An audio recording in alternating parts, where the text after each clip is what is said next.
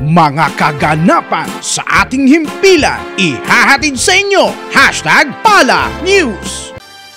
Pinaghandaan naman ng pamunuan ng Makati City Jail Male and Female Dormitories ang pagbisita ng ating punong manananggol pambayan sa kanilang pasilidad upang doon magsagawa ng PAW Legal, Medical, Dental, Optical, Jail Visitation and Decongestion Program. Tunghayan po natin ang mga naging pangyayari.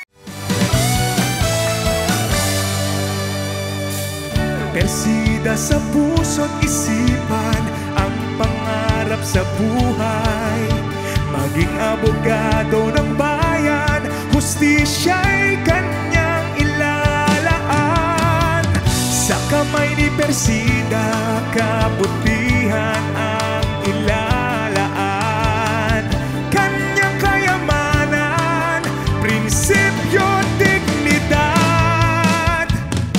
Persida Acosta, abogado ng masa.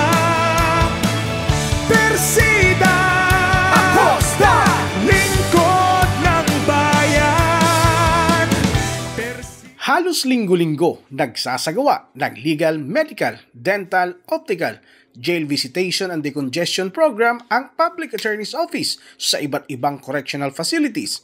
Isa sa kanilang binisita ay ang mga kababayan nating nakapiit sa Makati City Jail Male and Female Dormitories na may combined population na 976 persons deprived of liberty, mahigit 300%. Ang dami sa 196 na idea capacity ng pasilidad. At sa kabilangan ng maraming bilang na ito ay masayang nagkaloob ng libreng serbisyo ang PAW Legal and Medical Team. Dito kasi medyo congested dito, more than 300% yung congestion doon sa presentation kanina ng ating superintendent. Natutuwa tayo dahil talagang buhos ang mga pasyente ngayon.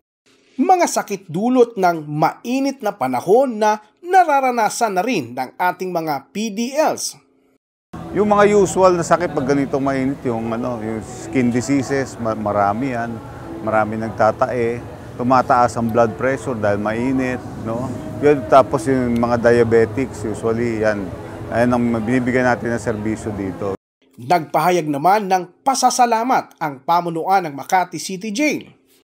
First and foremost, on behalf of the personnel and persons deprived of liberty of Makati City Jail Male and Female Dormitories na rin, kami po ay nagpapasalamat sa Public Attorney's Office, lalong-lalo na kay Deputy Chief Public Attorney Erwin Erfe for initiating this medical, dental, and legal mission dito sa Makati City Jail.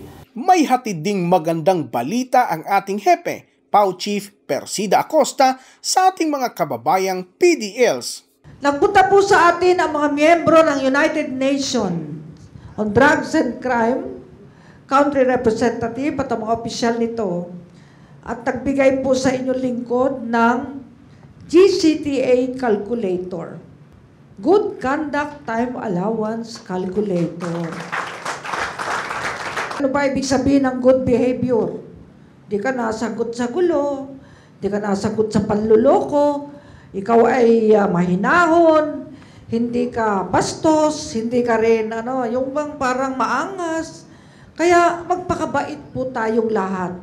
Pinaninindigan ng punong manananggol pambayan na ang paglilingkod sa bayan ng mga manananggol pambayan ay walang halong pamumulitika at pansariling interes. Ika nga ang aming pong trabaho, walang personalan, trabaho lang. Allow me to express our sincere appreciation and gratitude for not only for today's activity but for all the services that the Public Attorney's Office has extended to our facility. Halos araw-araw po namin na silang nakikita, ma'am, yung ating mga public attorneys sa lawyer at nagbibigay ng serbisyo sa ating persons deprived of liberty. Darating ang araw, may magandang bukas, magandang umaga sa ating buhay sa pamamagitan ng ating Public Attorney's Office at BJMP. Nagmamalasakit sa kapwa, Persida Acosta.